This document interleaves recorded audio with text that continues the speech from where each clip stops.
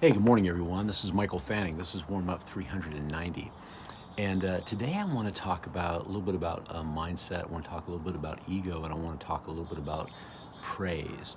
And being a parent of two kids, a son and a daughter, so many times we see parents, and when their kids do well, they give them praise, which we all want to do. We all want to make them feel good about their accomplishments and what they've achieved. But there's there's power in words in how we say things and how we do things. And there's a video that I'm going to share that I want you guys to watch. So if if you are a parent or you're in a relationship or you want to get along better with other people, there's a book I highly recommend. It's called Mindset by Carol S. DeWick. And this is just a study that they did in this book.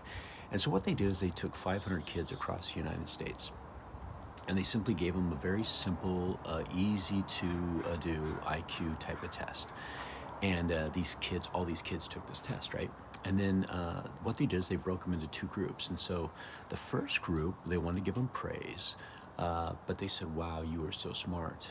That was the praise they got. So they got praised on an attribute, right, or praised on a virtue. You're so smart. Then the second group was praised on their effort. And they said, "Wow, you have to be really proud that you worked so hard on this test and you did so well," right? So difference in how they were praised. One was praised on their attribute. One was praised on their effort. Then what they did is they offered up two tests, and then went back to these two groups. They said, "Hey, we have a second test for all of you, and you have a choice." And so I just wrote it down. So one of the choices was, "This is a harder test, but it'll help you grow." And the second choice was, "This is a similar test to the first one. It's pretty easy. You'll do well." And what was really interesting is the group that was praised by their virtue, right, that you are so smart, 67% of them chose the easy test. Out of the other group that were praised for their effort and their hard work, 92% of them chose to take the harder test. And her point to this, and in the video they talk about this, is that what happened was is simply by those different types of praises, we were creating an ego and an identity based on two different places. So when I praise you for your virtues, your identity that you now are associating with is that of this thing. So I'm so smart, I'm the best, I'm the prettiest, I'm the strongest, right? I'm the best athlete. And what happens is that's a very fragile ego, because now the value, how you see me valuing you, right?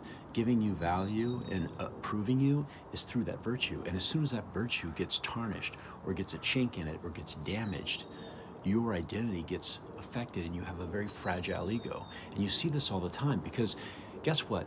This is how life works. There's always somebody smarter. There's always somebody faster. There's always somebody better. There's always somebody stronger, right? There's always going to be somebody better than us. And as soon as we start comparing ourselves to others, we end up having a very fragile ego. And you see this with kids all the time who've been praised on their virtues. They become very fragile when things get difficult. And what they do is they don't push themselves, because here's what their brain says: if I push myself and I fail, that virtue is no longer there, and that's what you value me on, right? Versus the other part is this, is where if I value you on your hard work and your effort, then what you say is, you see my value because I push myself, I persevere, I have resilience, and I fail, but I learn and I keep moving on.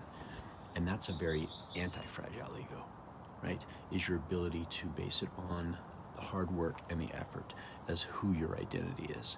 And it starts with praise. And so my point to all of you is, for those of you who have kids, be very careful in how you choose words and what you say to them when it comes to praise. Are you praising them on their virtues and their attributes, or are you praising them on their hard work and their effort? Because what that will do is that'll give them an identity of either a fixed or a growth mindset as they move forward in life. Something to think about. And by the way, this is also true with adults. It is so true with adults as well, in how we communicate. Words are so powerful. Please watch the video in here that I'll post. It is Carol S. DeWick talking about this specific test they did. You might want to read the book, Mindset by Carol S. DeWick. It's a great book. All right, everybody. Hopefully that was helpful. Make it a great day. Be awesome. Help somebody. Talk to you later.